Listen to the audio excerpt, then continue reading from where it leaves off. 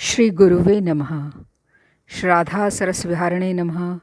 श्री शुक श्याम चरणदासो जयति।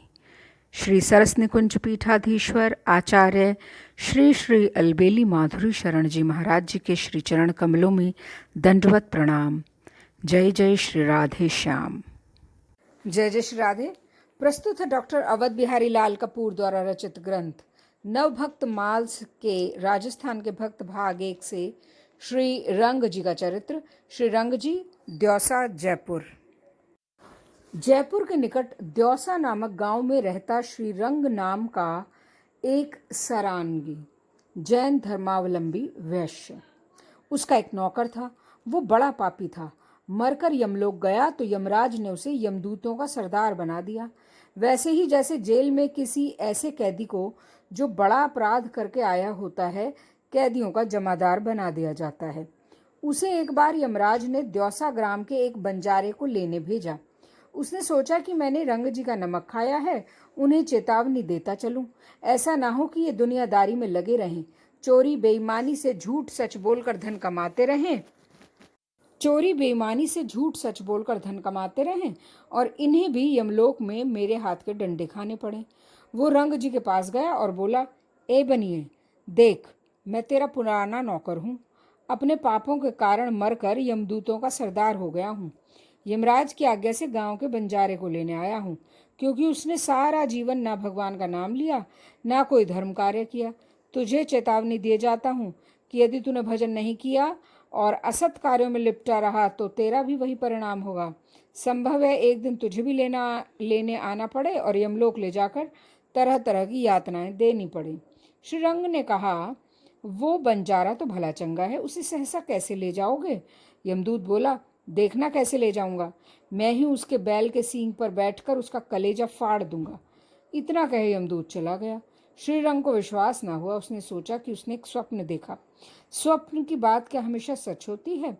पर उसी दिन उसने देखा कि बंजारे के बैल ने उसके सींग मारा और उसकी मृत्यु हो गई। तब उसे विश्वास हुआ। उसने समझ लिया कि भजन बिना जीव की क्या गति होती है। भजन बिन नर मर घट को भूत, श्यामा श्याम रसें रसनासों तिनको जान सपूत। बिनु हरि भजन करम सब अकरम, आठों गांठ कपूत। एक अनन्य भक्ति बिनु कीने, धृग करनी करतूत। निषदिन करत कपट छल बाजी, समझे नहीं अऊत। सरस माधुरी अंत काल में, मारेंगे यमदूत। श्री रंग को जब ये चेतावनी मिली तो उसी समय उन्होंने भगवान का भजन कर अपना जीवन सार्थक करने का निश्चय कर लिया। उन्होंने श्री स्वामी रामानंदाचार्य के शिष्य श्री अनंतानंद जी से दीक्षा ली और दिन रात भजन में लगे रहकर सिद्ध अवस्था प्राप्त की। उन्होंने अपना उपदेशामृत पिलाकर और भी अनेक जीवों का उद्धार किया। उनके चरणामृत में इतनी शक्ति थी कि उसका पान कर प्रेत तक मुक्त हो जाते थे। नाभा जी ने इसके दृष्टांत स्वरूप एक घटना का उल्लेख किया है। श्री रंग जी के पुत्र को रात में भूत दिखाई देता। उसका शरीर भय से सूखता जाता। एक दिन श्री रंग जी पुत्र के सोने के स्थान पर स्वयं सोए। रात्रि में भूत आया। वे उसे मारने दौड़े।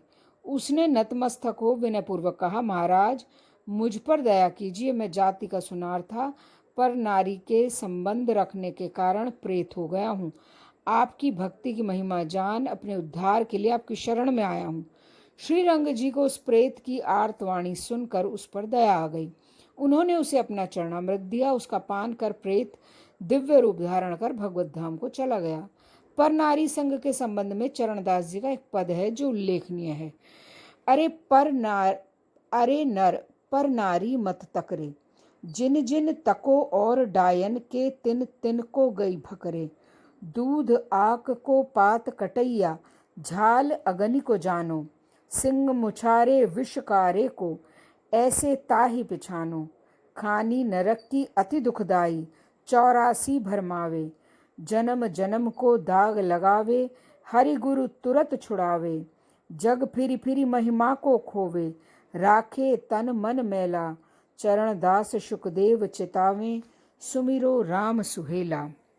श्री विश्वनाथ चक्रवर्ती पाद ने भागवत श्लोक तीसरे स्कंध के 31वें अध्याय के 40वें की टीका में लिखा है, स्त्रियां हैं देव निर्मित माया विशेष, उनके संसर्ग से जाना ही ठीक नहीं।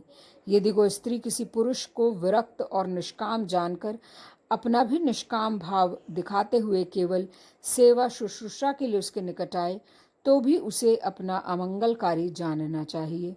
उसे तृथाच्छादित कूप के समान स्त्री के वेश में अपनी मृत्यु ही समझना चाहिए।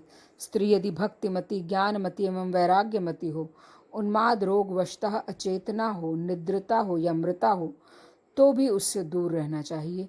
श्री चैतन्य महाप्रभु ने अपने विरक्त परिकर छोटे हरिदास को, जो उन्हें गंभीरा में नित्य कीर्तन सुनाया करते थे, केवल इसलिए त्याग दिया था कि वे वृद्धा तपस्विनी माधवी दासी से चावल की भिक्षा मांग लाए थे। श्री रंग जी मानसी सेवा किया करते थे। उनकी मानसी सेवा के संबंध में एक घटना इस प्रकार है। एक बार श्री रंग जी ने अपने काका गुरु श्री पीपा जी को पत्र लिखकर द्योसा पधारने की प्रार्थना की। पीपा जी द्योसा आए। उस समय श्री रंग जी ध्यान में बैठे ठाकुर को मानसी सेवा कर रहे थे। पीपा जी उनके निकट बैठ गए। श्री रंग जी मानसी सेवा करते करते श्री राम जी को हार पहनाने लगे। हार कुछ छोटा होने के कारण कान के पास अटक गया। वे सोचने लगे कि अब क्या करें। उसी समय पीपा जी ने कहा, हार की गांठ खोलकर गले में बांध दो। श्री रंग जी का ध्यान भंग हो गया। उन्हें आश्चर्य हुआ कि एक व्यक्ति ने उनकी मानसी सेवा की बात जान कैसे ली। वो कोई सिद्ध पुरुष ही होगा। उन्होंने आँख खोली तो पीपा जी को सामने बैठे देखा। पीपा जी को उन्होंने कभी पहले तो देखा नहीं था। उन्होंने पूछा, आप कौन हैं? पीपा जी ने कहा, मुझे पीपा कहते हैं। श्री रंग जी ये सुन आनंद से उछल पड़े। उन्होंने पीपा जी को साष्टांग दंडवत की। पीपा जी ने उन्हें उठाकर हृदय से लगा लिया। पीपा जी जितने दिन द्योसा रहे, चचा भतीजे दोनों लीला स्मरण संबंधी अपने अपने अनुभवों की चर्चा कर एक दूसरे को रसोन्मत्त करते रहे। श्री राधा सरस बिहारी लाल की जय। जय जय श्री राधे श्याम।